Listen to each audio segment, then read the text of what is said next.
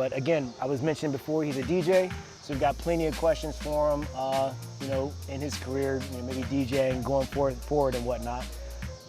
He's actually DJ'd a few of our friends' weddings. Yep. Plenty of weddings, right? So well, two going on three. Two going on three. Yeah. So he's not a rookie. This dude's been at it for years, man. I hope. So with that said, if you could for me, unlock your phone and access my questions. Go for it. Right there. Thanks, bro. No problem. All right, so sorry, I'm gonna edit out of that. But anyways. All right, man, so what got you involved in DJing, first off? All right, so this goes back to 2008, actually, back when I was in high school. I lived with my brothers, and back then it was kind of just like a chill spot. And we had like our own crib. It was like a bachelor pad, essentially. So they would throw parties like every weekend, essentially. Your older brothers? My older brothers, Clearly, got to be your older brothers. Yeah, my older brothers. No, not me, essentially. But, since I was underage, the only other activity I could partake in is playing music. Yeah. So they had started this whole thing like back in the day. They like got together and they were like, hey, we need to start like some DJ thing, like trying to make extra money, a side gig and a side hustle type of thing, which is essentially what it has been ever since. Exactly. But that's how it started. They were like a side hustle type of thing. And then the party started and I couldn't really partake in the drinking because I was underage. Obviously, yeah. And then wink, wink. I was, and I really never did really partake into that stuff until I would say so. All right, fair enough. I feel proud of that. It's all good. You made it longer than most. I did, and so I took it in kind of my own reins. They would just like allow me to do whatever, play music, whatever, and our neighbors hated us. I mean, we lived in Arlington, actually. Right, yeah, you told me about that. So they hated us. We were loud and obnoxious, but that's how it started. Yeah. And then when I went to school, it was like focus, focus, focus. You got to do well. Right. But I missed that part. Yeah. So that's how I brought it to JMU. Or that's when you met, or we met. And so brought it to JMU as a extension of my persona, I guess. That's all good. When you first started, were there any like musical influences you were trying to like draw upon? Like, these are the artists. Was it contemporary artists, or like were you drawing from like older stuff from like back in the day? Yeah, right. So for the party, like to talk about, I guess, like a musical background, it was more like classical music because my parents like music like that. There's time out. There's no way you were going to the DJ, set this up. It's like, hey, let me throw in this classical track. There's no way. No, but I'm talking about like where my musical background came from. Oh, okay. And my interest in music is because I was just like, my parents like classical music and they all taught us to play piano. That's where the music interest came from. Got you. And so we, at some point, each one of us, or my siblings, played piano at some point, whether we liked it or not. Yeah. So that's where the musical interest came from. And then the musical influences, fast forwarding it, like, it was kind of like a mixture of Latino, a mixture of EDM. At the time in 2011, EDM was like really picking up. I would say like around that time is when I really was interested in it. And I mean, I was only like messing with like the very, I was only scratching the surface with the genres. Like there was just like way deeper things into it. Like of course. The older I got, the more I found out about it. So the more I learned. Speaking of getting older, you've been probably DJing for maybe about like 10 years now, or if not 10 years, probably close to it. Yeah. So what advice would you have for someone probably just trying to break in or getting their first set of equipment? So don't get, that's kind of I didn't really have that dilemma because it was kind of just there already for me. And it was already, the equipment that I had was too advanced. I was saying that the equipment for beginners, it's really up to you. You'll eventually, the learning curve will you'll eventually catch it, you know what I mean? So if you want to start off with like little simple controllers, stuff like that, it was up to me. And if I had the option, I would have loved to use turntables, like actual turntables with like vinyl. Like that stuff to me is classic. Like, that stuff to me is like where you should start. Like, and I've gained respect for more people who use vinyl, stuff like that throughout the years that I've done that. So then what are the main challenges, as a DJ then right now, like that you might face? As a DJ is really keeping up. Keeping up with the times? Keeping up with the times, keeping up with the music. It feels like a ton of music is out there, and you need to just, music, coming up. Fresh ideas all the time. And I feel like you never really slow down to appreciate it. But what is it about DJing as opposed to, producing your own music that actually really makes it interesting for you? Like, Okay. as opposed to one field versus the other. I gotcha. I haven't really gotten into the producing field. Yeah. And it's something where I want to do and I want to get to. Ooh. And I don't know what's gonna come out of that, and if anything good is gonna come out of it. I promise you, at one point, something good will come out of it. But I want to get into that. Saying that, the only thing I can speak on is the other side of it, the DJing. Yeah, so what and makes that interesting? What makes that interesting is the creativity, the amount of things that you can do.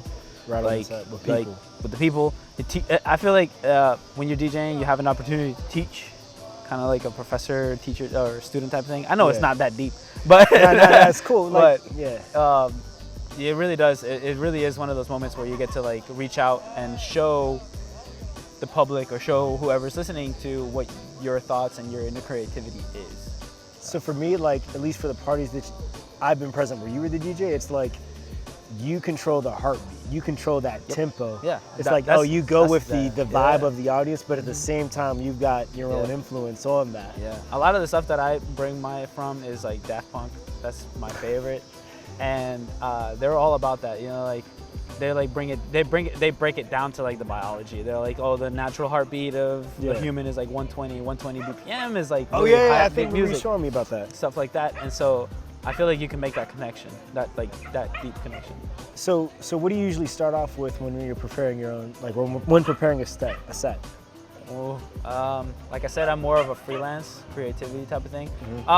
Okay, so a lot of nights that I do DJ have themes. Yeah. Right. So they have like salsa night, or they have like college night, stuff like that. So typically you want to stay within that theme, sometimes, but you want to step out of it and introduce other things to it at the same time. Yeah. So I like to start off with a theme. So I would start off with like salsa, and then I may go into like the new Spanish, like trap, like Ozuna, Cardi B, that kind of stuff.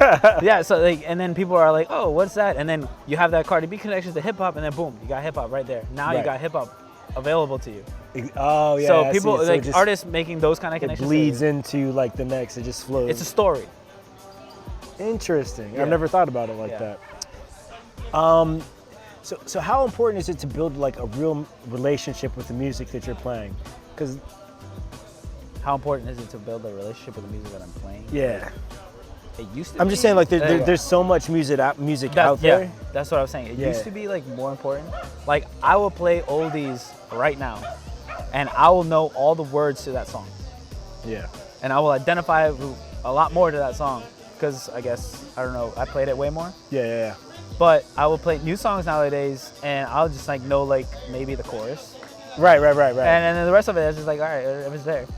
So for me, it's kind of like I feel like somebody else at some point did identify with that, but there's just so much content out there nowadays. It's like ridiculous. Yeah.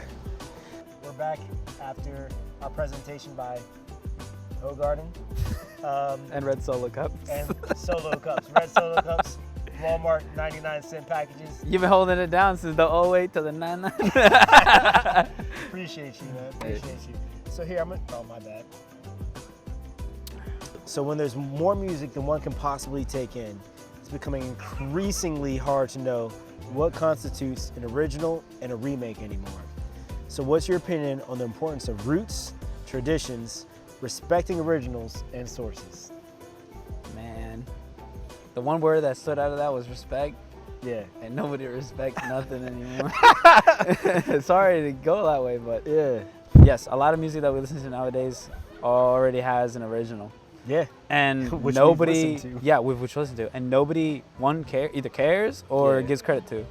So really, what it comes down to is the artist to do that. You know, be like, hey, this is the music that came from here. Yeah. Well, I feel like sometimes either artists are not heard or just don't do it completely. Yeah. So here, I'm actually going to take a take on that question. Ooh, that's a good song. That is which I was down. Right, and that will be sampled in another 5 years. Bet. Yep. And wait a minute, that song. This song in particular. Yeah, that song in particular. Well, he derived his music from something else. I forgot what it was. Sample. Not. I don't think it was a sample, but he was inspired. So, what makes a strong transition from one track to the next, from your point of view, and how do you see the relative importance of establishing a flow versus creating tension through suspenseful breaks and continuity? All right. Or continuity. Continuity. I know what you meant. solo club. I've seen the questions. Remember what I was telling you? It's a story. Mm-hmm. So I think the job of a DJ is to make a story, sort of. Depends on what kind of energy you want to give out. If you want to give like an aggressive energy, sure, that's your story. Go ahead, go for it. Go headbang, whatever the fuck you want to do. But I feel like for the most part, the reason why people dance is a more like a sexual connection with the opposite sex. Don't point to me when you say that. Okay, a sexual connection, right? Yeah, got you. So you want to make that connection. So the job of a DJ is to keep that environment and to keep that bubble in place. Don't fuck up that. Don't fuck pop up that bubble. No, exactly. Keep that bubble. Exactly. Grow that bubble. That's the job. Don't pop that's that the job of a DJ. Really, honestly, like, Yeah. it really is. So that being the case, so the job of a DJ is to make that environment where you can make that connection with the person you're dancing with, or your person that you want to you want to dance with. Yeah, exactly. Right. Exactly. So the importance from going from one to another, it's supposed to be a smooth transition and a smooth, continuous storyline per se, right? Yeah. And by doing that, everybody is on the same page. When you got everybody in the room on the same page and on the same vibe, you can do whatever you want. You can manipulate. It's like mind control type of. You can make them do something, make them dance this way, make them dance the other way. Yeah. And at the end of the night, what your end goal should be a more uniteful crowd. So everybody in the beginning doesn't know each other. Right. As the night progresses, everybody shares moments and shares a timeline, and then you manipulate it to everybody making those connections at the end of the night. Look, so I got a question completely off top. This is not a list, not a list. I don't even know if I questions. answered that completely. No, that's but cool. go Who ahead. cares? But my thing was, I know I'm just a little bit older than you, but back when, not to say when I was a kid, it's not like I was up in the freaking club, like listening to music like that. Yeah. But you know, like middle school and high school dance, you have all these like classic oldies, 90s, 80s songs through a flow, and you'd hit the climax of, the party or whatever. And then we get to the end, and they would hit it with a nice slow jam. You know what I'm saying? That's Some what I'm boys to saying. men stuff. Yes. But I'm saying they don't. To me, I don't feel do like that they anymore. don't do that anymore. Exactly. It's So all twerk, fuck, Right. fuck.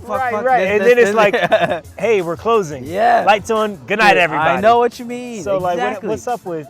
I don't know. It just happened. I don't It know. just Some of the happened one best day. parties that I've had, I see some of the best parties. This is a true story, and I don't know what happened to that. I mean, maybe nowadays the connection is that, but yeah, you're right. Back in the day, I guess. We ended with that slow sort of R&B, Boys to Men, end of the road, something, classics. something that will We don't do that no chill more. out the night. And I Slow it try. down, I break it actually, down. I try to do that sometimes in my sets. Yeah. But I don't know if it's because I lose track of time or it's because I want to keep the energy. Yeah. But DJing is all about the energy in the room and everybody else. So there's waves, there's highs, lows. You want to end on a high, but also bring it to a low. Like bring it to You a have to, smooth, as calm. you're closing down. As you close down, that's really the right way to do it. But Right. not So everybody does it. it's over. Nobody does that anymore. No, I don't think it's over. There's people who do that. All right. All right, so I got my last two questions for you, man. All right, so people are often speaking about the demise of the club scene, right? But the experience remained as potent as ever. So why do you feel has the club remained such a great place for the discovery and appreciation of electronic music? So how do you see the relationship between music and the space it is performed at? So Okay. actually, that was a loaded question, so I'm gonna cut and redo that. Actually, I'm not even gonna. I'm gonna just cut that question in general No. because I just read it and I didn't even like it. You want to answer it? I kind of do. All right. So I want to here, answer part. the first part. The first part. Okay, so I've been to clubs, I've been to festivals, Yeah. and I feel like clubs have lost the discovery of music. Because the clubs, all you do is repeat what you hear in the radio. Yeah. The festivals, music festivals for the particular niche that you like to listen to, it could be whatever. It could be a concert outside for classical, it could be a hard EDM vibe where you can go to New York, Las Vegas, Orlando to get that kind of stuff. That's where I feel like most of the discovery of the music is. Yeah. Because they bring things from outside, you know what I mean? Yeah. And then at the clubs, you hear stuff from here. Inside, Everything you hear on the radio. and then on the radio. And a lot of radio DJs have a lot of club scene presence, so that makes sense. Got you. So I feel like most of the discovery comes in like festivals, and if you look for it, it's not really in the club anymore like that. Like, let's say somebody might release an album and they'll promote it for the night, but the next day all you're gonna hear is that album on the radio. That's very true. So how much do you feel is the club experience shaped by cultural differences? So do you, when traveling, take these cultural differences into consideration? And in how far has your approach as a DJ perhaps even benefited from playing in different, countries and in front of different crowds? Jeez. I haven't played Not in even different countries, so let's just say different crowds. Different crowds. Let's leave it So, at different crowds, right? I feel like if you're not from there, you will never fully grasp the kind of music and the kind of vibe that they have. Close example, I've DJ'd a Mexican party and I thought I had it, not even fucking close. Yeah. So they have a whole different, it's a whole different Cultural genre, vibe. cultural vibe that they have. Yeah. And I would never grasp that. Yeah. And I don't think anybody would expect me to. Usually you would look for a Mexican DJ, or you would look for somebody that's in That knows that vibe and that knows that crowd. that heartbeat of that crowd. Right? Exactly. All right, man. So here, this is pretty much it. But would you be able to recommend 2 DJs for our viewers to go ahead and take a listen to, aside from yourself, my man? Aside from myself, Yeah. that are my inspirations, so are top Either line your inspiration, whatever you feel. Just All right. 2 to come to mind right now. or DJ Craze and DJ Chris Villa. All right, man. Appreciate your time. This is Doobie's World, DJ Serg. Take a look out for our next collaboration playlist of the oldies. We appreciate your time. Appreciate you following us, listening to us, and this interview. Thanks for my man for coming, man. Thanks, brother. Appreciate you, dude. Thank Take you. care. Yeah, what's your Instagram? At DJ Serg. DJ Serg Music. That's what it's at. Thank you for my director for adding that in, because Yeah, he's the man. he is. He's actually the only one that's actually been coherent this whole thing. All right, guys, that's it.